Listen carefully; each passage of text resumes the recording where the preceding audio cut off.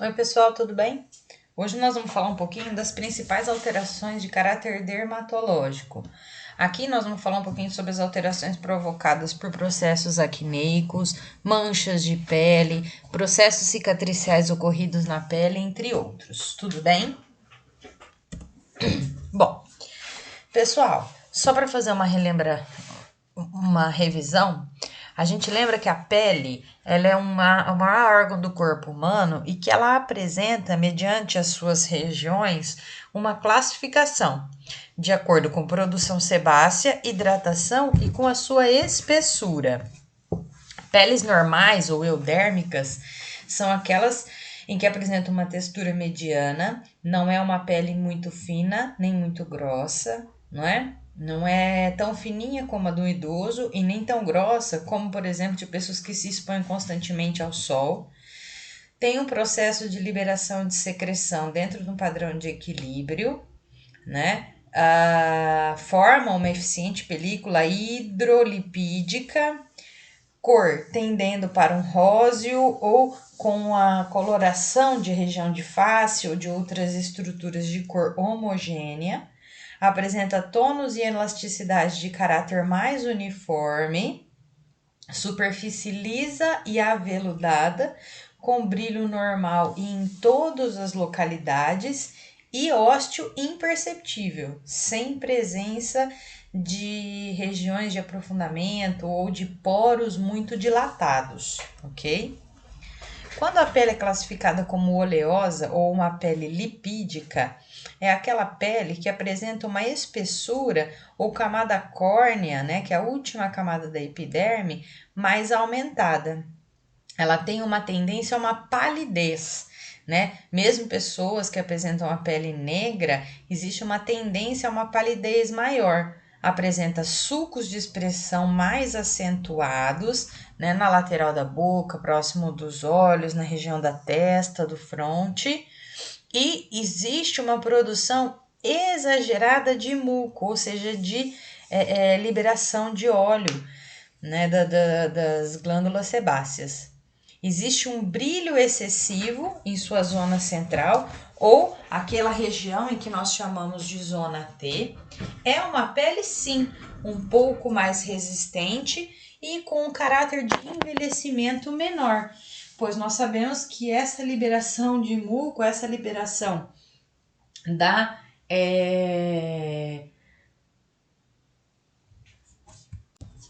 liberação do muco sebáceo leva a um processo de diminuição da aparência do envelhecimento, mas a pessoa continua tendo uma idade um pouco mais avançadinha. Essa é bem característica de uma pele oleosa. Observe como a região da testa, nariz, bochechas e até o queixo se apresentam mais pálidos, com esse aspecto untuoso, né, excessivamente brilhante. Essa é uma modelo e que provavelmente, pelo penteado, estava com a utilização de grande quantidade de maquiagem. Maquiagem essa que nós sabemos que muitas são utilizadas em forma de pó.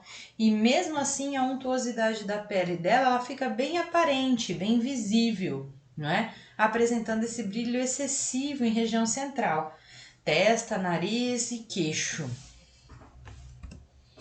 Já a pele que nós chamamos de seca ou alipídica, ela apresenta pouca produção de sebo, não é? Característica mais opaca, com pouco brilho e muitas vezes bem desidratada. Ela tem uma espessura bem fina e com uma elasticidade diminuída.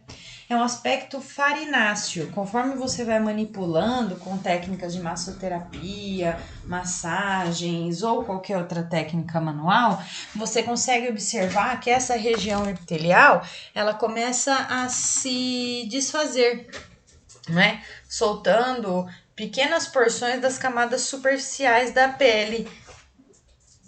Ela é uma pele fina e que apresenta rugas mais profundas de forma mais rápida e tem uma tendência à formação de telangiectasias e um envelhecimento mais precoce. Vocês vão ver mais pra frente o que é uma telangiectasia, tá bom?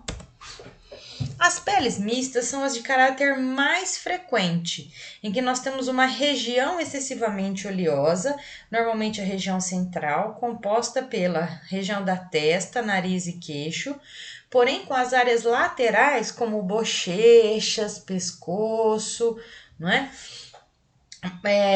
Mais secas, não é? Apresentando aqueles aspectos que nós vimos das peles anteriores. Isso é uma característica de maior normalidade e é o que vocês vão encontrar em maior parte do tempo com os seus pacientes. Porém, algumas peles, algumas pessoas apresentam maior predisposição à formação acneica e a outras alterações do tecido epitelial. Formações acneicas são formações com hipersecreção sebácea, excesso do sebo localizado ali. Pode apresentar ou não um processo inflamatório. Apresenta um local de queratização exagerada, aumentada e desenvolvimento de bactérias localizadas ali, dentro daqueles poros, né? A acne é uma hipersecreção sebácea localizada dentro de um poro. Normalmente, poro esse que tem a liberação de sebo normal. Pode apresentar um processo inflamatório ou não. Quando não está associado a processo inflamatório, como essa espinha da foto que vocês estão vendo, são as formações de comedões.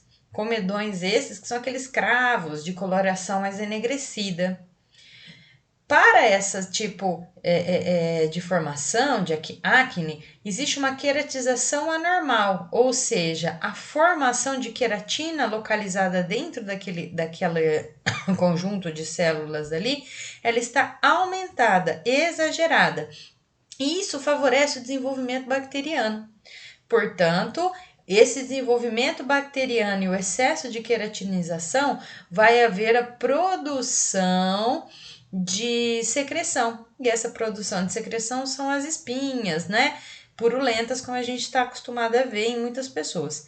Ele é mais frequente na adolescência, porque a alteração brusca dos hormônios que nós temos durante essa fase de transição da infância para a idade adulta faz com que exista uma facilidade de queratinização da pele e, consequentemente, de produção dessa secreção e desenvolvimento bacteriano. Devido a alterações hormonais do período, também existe uma maior facilidade de produção de comedões. Então, observa aqui, ó, que a pessoa adolescente tem as acnes em grande quantidade, muitas espinhas, bem como, ó, bastante cravos de coloração mais escurecida. Mas e o que é uma acne? Acne, cravos e espinhas, né? É uma doença de predisposição genética cujas manifestações dependem da presença de hormônios sexuais. Quando você tem pai, mãe ou membros de consanguinidade familiar que apresentam ou relatam grandes concentrações de acnes, né, e nós não estamos falando de quando você tem presença acneica em associação a consumo alimentar, o fator de predisposição para que você desenvolva grandes concentrações acneicas, grandes concentrações de espinhas e cravos também é grande. Porém, essa presença vai se dar em maior quantidade quando a pessoa estiver com o aumento, né, ou o início do aumento da produção dos hormônios sexuais, ou seja, quando temos um momento de transição da infância para a idade adulta, chamada adolescência. Existe um aumento da secreção de sebo associada ao estreitamento, obstrução da abertura do folículo. Então, aquele excesso de queratinase localizado na pele, ou seja, na camada mais superficial da epiderme, vai fazer com que haja um bloqueio, um fechamento daquele poro, obstrução daquele folículo pilosebáceo. E com isso, o aumento da secreção e da produção bacteriana vai fazer com que tenha presença presença da espinha, né? Propriamente a espinha purulenta, né? As principais bactérias que favorecem essa produção acneica é a Propionibacterium acnes. Eu não sei falar latim, sinto muito, tá? Lembrando que cravos de cor escura localizados sobre a pele são chamados de comedões abertos. Aqueles cravos mais esbranquiçados que nós temos, os comedões fechados. Eles ficam com coloração enegrecida pelo contato direto com fumaça, poluição e outras sujidades. Essa ordem ácare das bactérias localizadas na pele, ela é uma subordem Prostigmata, né? Essa subordem é o nome da família desse tipo de bactéria, chamada de Demodex folliculum, que são espécies de ácaros que podem habitar o folículo piloso, e Demodex brevis, espécies de ácaros que podem habitar glândulas sebáceas. Esses ácaros é que apresentam a grande concentração de bactérias que vão favorecer a produção de secreção localizada naquele folículo pilosebáceo. Ou seja, podem provocar a produção de cravos cutâneos. Olha a carinha desse ácaro, olha que coisinha bonitinha, né? Criar isso aqui, tô brincando. Então, essa subordem Prostigmata, né, se localiza bem próximo dos folículos pilosos, né? Lembrando que o folículo piloso, em associação às regiões de produção sebácea, né? Quando há uma queratinização, ao fechamento, oclusão dessa saída, aí que vai haver o excesso de produção bacteriana e excesso não só de produção sebácea natural, como de secreção oriunda desses tipos de bactérias. E essa acne, como pode ser definida? Dermatose inflamatória crônica do folículo, pilosebáceo ou adiposo sebáceo, o nome é similar, é igual. Afeta mais ou menos 80% da população durante a puberdade. Alguns apresentam o efeito das concentrações de acne em maior quantidade do que outros, né? Outras pessoas não apresentam tanta consequência acneica, e sim algumas de maior profundidade ou outras. Esses tipos de alteração acneica devem ser tratados com seriedade, porque não é passar qualquer coisa no rosto que vai resolver. É lógico, por causa de uma acne, não há problema você não fazer utilização medicamentosa. Porém, a gente vai ver um pouquinho mais para frente que existem quadros e casos que a proliferação bacteriana e a concentração acneica é tão grande que fazer utilização de medicações errôneas podem piorar. Normalmente essas alterações acneicas desaparecem na vida adulta, sendo que pode aparecer uma espinha ou outra perdida, principalmente no rosto, colo e pescoço, em decorrência de alterações de caráter alimentar, mas aí já não mais pela alta proliferação hormonal. Raramente perdura por mais de 10 anos. A evolução pode gerar processos cicatriciais, e esses processos cicatriciais podem gerar alterações na pele, como rigidez, não é? Como aderências, não é? Fibroses ou outros, e podem comprometer a aparência até por toda a vida. Essa acne, a gente observa que existe uma superatividade das glândulas sebáceas. Provavelmente, essa superatividade está associada pela proliferação ou pelo andar e pela manipulação que esses ácaros localizados nos folículos pilosos fazem. Que pelo hormônio masculino, andrógeno, e também está presente no organismo feminino. A maior concentração de pessoas que apresentam proliferação acneica está nas pessoas de gênero masculino, porque a alteração hormonal ela é muito alta e muito rápida, não é diferente da mulher, que vai ter sim a menarca, que é a primeira menstruação, porém sem tantos comprometimentos no tecido epitelial. Não é que não existe, entenda, isso não é uma regra. Muitas meninas podem apresentar grandes concentrações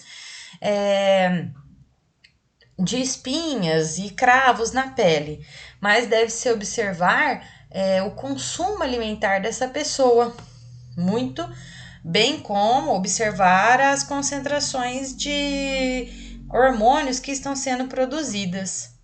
Paralelamente, o canal por onde o sebo é eliminado, ele se fecha pela alta proliferação de queratina, impede a saída do muco, causam os comedões, que podem ser brancos ou enegrecidos, cravos brancos ou pretos e até a formação de espinhas. Então, só para que vocês entendam, folículo piloso e as glândulas sebáceas que por aí se encontram. Observe que uma obstrução com grandes concentrações de sujidade e desse muco produzido pela pele fechado pela queratinização, formam o famoso comedão ou cravo, né, aquele cravo preto. Quando ele está abaixo da pele, que a gente precisa dar uma apertadinha para sair aquela coisinha meio endurecida, existe a formação do comedão branco. Se tem proliferação bacteriana associada, vai haver o aumento da concentração de secreção e a formação da espinha. Como que essa acne se produz? Obviamente, nós falamos de uma predisposição genética. Hiperceratose do canal folicular, grandes produções de queratina que vão obstruir o canal folicular com aumento da secreção sebácea, aumento descontrolado da flora bacteriana, e isso obviamente vai ser causado por fatores individuais. Quais são os fatores individuais? Higiene, alimentação e se há ou não exposição a sujidades e poluidores, né? Fumaças poluentes. Eu trabalho numa mina de carvão, eu vou ter muito, médio ou poucos cravos? Vai ter muito, né? Eu não lavo o rosto, eu não higienizo de forma adequada a minha pele. Consequentemente, também altas produções de cravos ou de espinhas localizadas ali, tá bem? E as lesões, elas cumprem uma sequência básica. Qual seria? Entendam que numa pele normal, nós vamos ter o folículo piloso e a produção sebácea. Se não há obstrução, esse sebo ele sai e vai se depositar na camada mais superficial, que quando houver a descamação sai junto com as células descamadas, ou quando nós fizermos a higienização, a limpeza com água e sabão ou outra solução adstringente, vai sair esse muco. Se existe uma oclusão pelo excesso de queratina na superfície da pele, nós vamos ter a produção de muco sem que ela seja extravasada, não é? Formando assim o comedão esbranquiçado. Porém, no comedão branco existe uma formação bacteriana, não é? Observando que ele fica abaixo da pele. Já o comedão, o cravo enegrecido, ele obstrui a superfície da pele. Quando ele sai, quando ele extrui, né, ele sai para fora, ele fica em contato com poeira, oxigênio, CO2, monóxido de carbono, não é? Ele tem essa coloração mais enegrecida.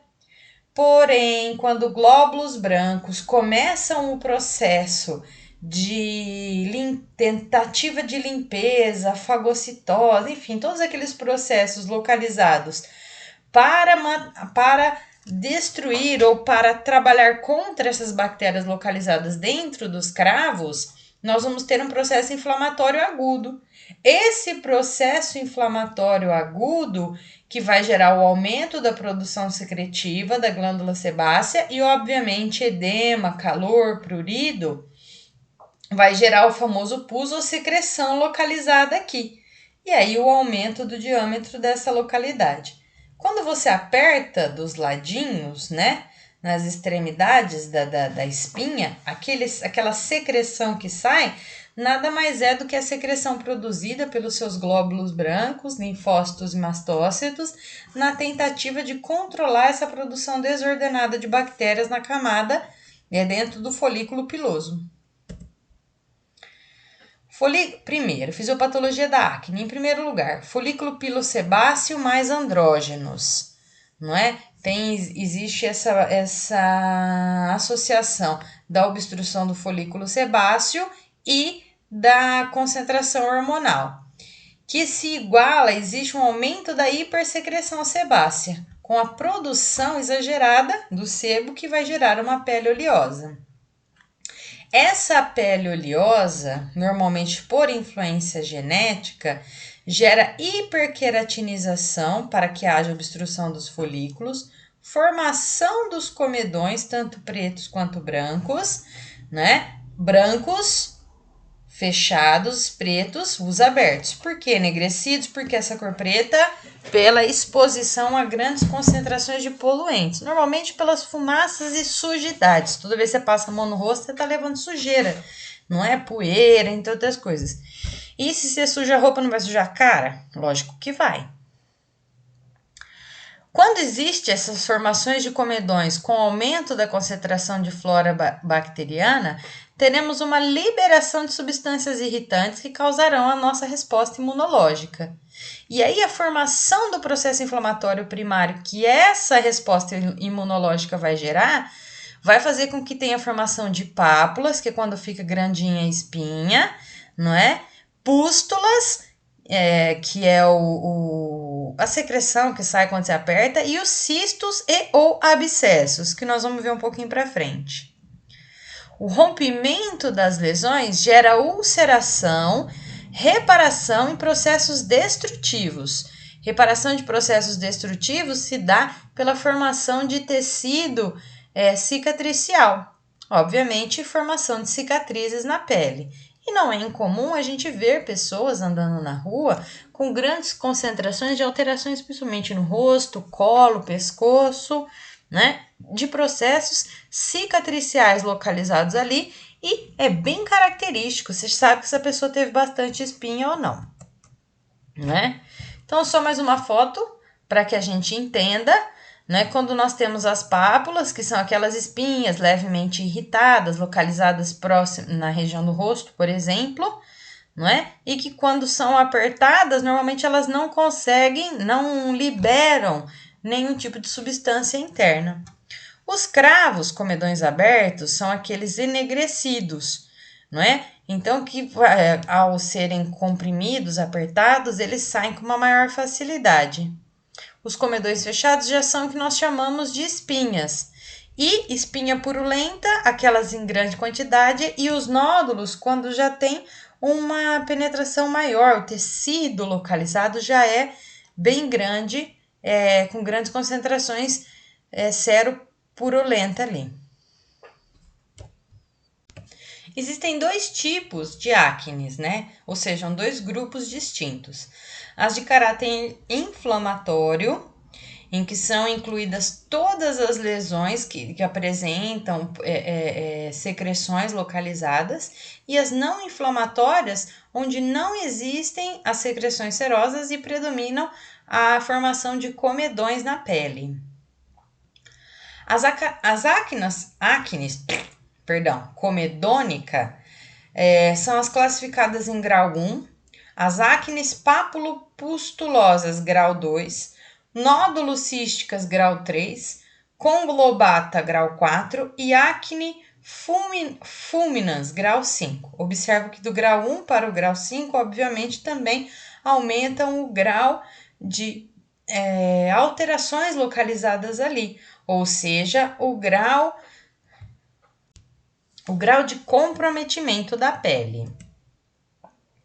Quando a gente fala no grau 1, subentenda que são as formações de comedões brancos, aqueles que estão abaixo do tecido epitelial, e os mais enegrecidos quando ele fica exposto, não é? Pode existir raras formações de pápulas ou pústulas associadas, e é mais frequente na adolescência, se caracterizando por pequenas bolhas com pouca presença de sinais flogísticos. não é? São aquelas espinhas esparsas que nós temos e que quase não temos sensibilidade nelas, não é? Sim, o adolescente mais percebe por um caráter localizado ali, tá? São pequenas espinhazinhas, pequenos cravinhos localizados sobre a pele. Podem apresentar-se na adolescência em grande quantidade, tá? Mas o seu tamanho é pequeno. Vocês vão entender com as outras. O grau 1, então, é essa acne vulgar que a gente tem o conhecimento. Olha aqui, comedões abertos, né, de caráter mais enegrecido. Isso aqui, ó, é um nariz e um olho. Aqui na lateral da bochecha, né? Então, aqui, ó, também nós temos próximo da orelha, na região da testa, olha aqui, comedões brancos, aqui comedões brancos. Já o grau 2 são as acne papulopustulosa. Apresentam-se as pápulas, as bolinhas avermelhadas e pústulas, bolinhas amarelas de pus. Além dos comedões, que também estão localizados. Essa aqui também é bem comum na pele, principalmente de adolescentes. Essa é um tipo provocada por obstrução de poros e proliferação bacteriana. Essa é a espinha que nós temos em maior quantidade. A primeira, quando você vai fazer uma limpeza de pele ou procurar algum especialista, é considerada apenas como cravo. Mas não existe cravo. Cravo é uma flor, não é? Não tem ninguém com um jardim na cara. O que acontece é que essa formação desses cravos são as acnes grau 1, não é? Ou acne vulgar ou comedônica. Já a grau 2 apresenta as pápulas e a formação pustulosa. Então, a grau 2, ó, é bem comum. Você pode apresentar uma dispersa, né? Uma presente no corpo, no rosto, ou no adolescente, ó, em maiores concentrações e quantidades, principalmente nas áreas em que tem maior presença de sujidade, né? Bem próximo da maçã do rosto. Elas apresentam pequenas formações ao redor apenas delas de processo inflamatório, mas não são muito dolorosas, a não ser que você aperte, né? Não é normal, o adolescente consegue fazer uma higienização, consegue deglutir, engolir, falar, não tem comprometimento de nenhuma espécie. Já nas acnes grau 3, existem formações de nódulos e abscessos que se intercomunicam, formando canais que drenam o pus e deixam cicatrizes maiores. Essas cicatrizes são formadas pelo processo inflamatório e pelo processo de cicatrização da pele por formação de tecido de fibrose, tá? Então, aqui a foto abaixo para vocês observarem. Mas, normalmente, essas pústulas, né, esses nódulos císticos, eles são bem maiores, excessivamente doloridos ao toque, e dependendo do local em que há a sua formação, se é muito perto da boca, muito perto do olho, normalmente, para realizar os movimentos de mímica facial, a pessoa apresenta alguma dificuldade, tá? Com a evolução dessa acne grau 3 para o grau 4, existem as espinhas chamadas internas e nódulos inflamatórios císticos, excessivamente dolorosos e que apresentam uns sinais flogísticos, sinais de processo inflamatório bem evidentes e localizados próximos em toda a região. São encontradas em número maior e de diâmetro, tamanho maior. Esse tipo de acne, ela é caracterizada por nódulos internos. Muitos deles apresentam pus e é um dos tipos mais complicados de se tratar. Grau 4, 5 são excessivamente dificultosos. Olha lá, essa conglobata aqui, ó, provavelmente foi manipulado, tá vendo a formação? Ela chega a formar até abscessos na pele da pessoa. Observa aqui, ó, o processo disperso, não é? Formação, inclusive, aqui de tecido necrótico na região da face dessa pessoa, né? Olha aqui, toda uma diminuição da mímica facial localizada na hemiface direita dessa pessoa, né? Provavelmente por uma dor localizada ali durante os movimentos de abertura, oclusão, da boca. Já a acnes fulminans, que é o grau 5, é um quadro bem grave. Existe um comprometimento sistêmico, febre, dores articulares, alterações de leucocitose, alta produção de leucócitos. Não é? É uma forma muito, muito rara, mas quando ela é em exagero, ela é caracterizada por grandes focos ou cistos, ou até mesmo nódulos que parecem subitamente, geralmente provocam um mal-estar geral. São grandes formações pustulosas e que o processo de reparo tecidual localizado ali gera cicatrizes bem proeminentes. E essas cicatrizes normalmente evoluem para restrição e diminuição de amplitudes de movimento localizadas. Olha a região da face dessa pessoa. Né? Normalmente, dificuldade ou grandes incapacidades para realizar movimento de abertura e fechamento bucal. Dificuldade de hidratação, alimentação e até mesmo da fala. Aqui já houve, ó, essas pústulas já foram estourou, arrebentou, e o tecido interno, olha aqui, enegrecido, né? Olha, com formação de ulcerações, né? E olha logo abaixo, aqui, tecido de necrose, necrótico exposto, não é? Então imagina o processo cicatricial que essa pele vai sofrer. Isso aqui é porque não dá para ver pela foto. Aqui, ó, começa o ombro, sobe pro pescoço, pescoço e ombro. Toda essa região com grande comprometimento. Essas são pessoas que para executar a higienização dessas áreas é bem difícil. E a gente sabe que existe uma piora grave da formação dessas acnes em decorrência da grande quantidade de bacteriana localizada logo aí, tá? Mas o fato da água cair, utilização de um sabão ou algum creme higienizante, o que quer que seja, torna-se muito difícil. Nós já falamos da definição de acnes e de várias quantidades de subdivisões da acne. Porém, existe uma patologia chamada de rosácea, que normalmente ela é muito confundida com os subtipos e os subitens das acnes. Para a Sociedade Brasileira de Dermatologia, rosácea é uma doença vascular inflamatória crônica que apresenta momentos de remissões e exacerbações. Ela também é chamada de forma errônea, de acne rosácea. A acne é uma doença localizada ou alterações dermatológicas das glândulas sebáceas, né, o que é totalmente diferente da rosácea, porque a gente observa que é uma doença vascular inflamatória crônica, porém é vascular.